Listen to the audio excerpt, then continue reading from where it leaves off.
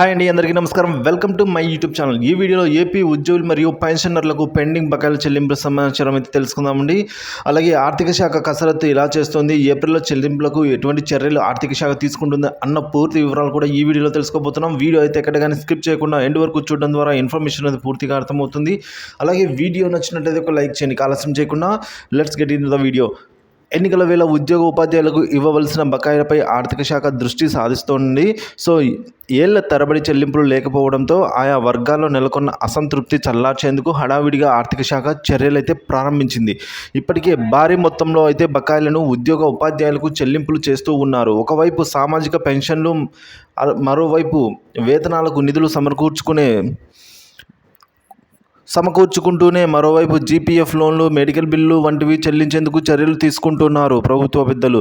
So ఏళ్ల తరబడి పేరుకుపోయిన పెండింగ్ బకాయిలను చెల్లించేందుకే రాష్ట్ర ప్రభుత్వం ఓవర్ డ్రాఫ్ట్కి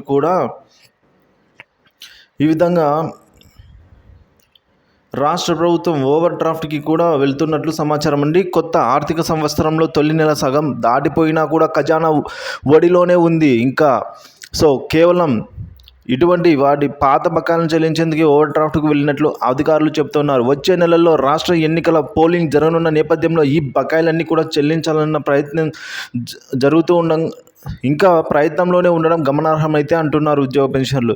ఇప్పటికే బకాయిలపై ఉద్యోగ ఉపాధ్యాయుల నుంచి తీవ్ర వ్యతిరేకత వస్తూ ఉండడం తెలిసిందే. వారంతా బాహాటంగానే ప్రభుత్వ తీరుపై విమర్శనలు అయితే చేస్తూ ఉన్నారు. సో దీని ప్రభావం ఓటింగ్ పైన కూడా పడుతుందన్న ఆందోళన వ్యక్తం చేస్తున్నారు ప్రభుత్వం పెద్దలు. సో ముందుగానే ఈ బకాయిలను విడుదల చేస్తున్నట్టు తెలుస్తుంది. సో మనం ఇదివరకే చెప్పుకున్నామండి, ఈ ఎన్నికలు ఏవైతే ఉన్నాయో ఎన్నికల లోపే ఒక 9,000 కోట్ల రూపాయలు నిధులను పెండింగ్ బకాయిల కింద సమకూర్చుకొని వారికైతే చెల్లింపులు చేయాలనే యోచనలో ప్రభుత్వం ఉన్నట్లు. సో ఇప్పుడు కూడా అదే వెల్లడవుతుంది. కాకపోతే అమౌంట్ అనేది సెటిల్ అవ్వటం లేదు. సో ఇదే అండి ఇప్పటివరకు ఉన్న తాజా సమాచారం. Thank you for watching this video.